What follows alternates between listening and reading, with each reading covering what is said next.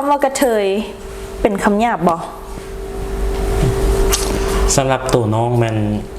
น้องจะสามารถแยกออกเป็นได้2บริบทคือคำว่ากระเทยที่บ่แม่นคำหยาบกับคำกระเทยที่เป็นคำหยาบคำกระเทยที่เป็นคำหยาบแม่น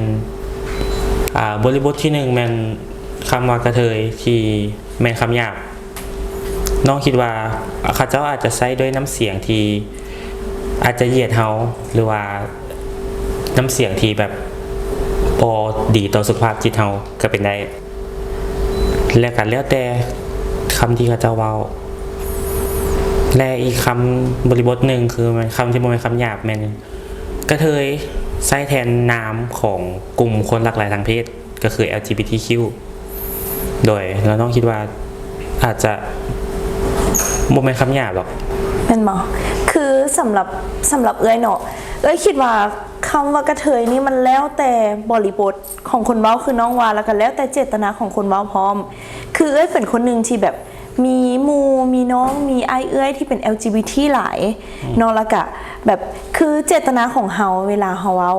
เฮาก็จะเอิ้นแบบอุ๊ยเอ้ยกระเทยอย่างประมาณนี้ซึ่งเจตนาของเฮาบ่ได้เหยียดเนาะแล้วกับพฤติกรรมที่เฮาแสดงออกมันบ่ได้เหยียดมันหมายถึงโอเคเฮาสนิทกันเฮาฮักแพงเนาะแต่ถ้าไปเบิ่งอีก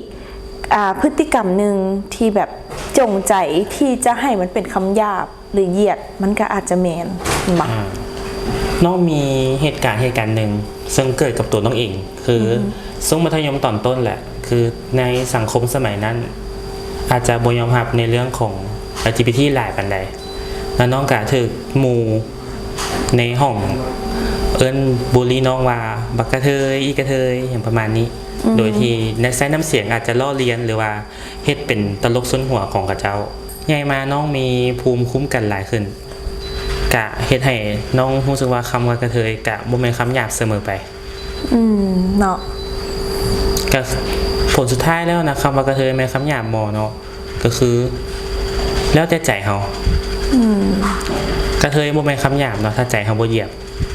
กระเทยบ่เป็นคำหยาบถ้าใจเฮาบ่เหยียดแม่น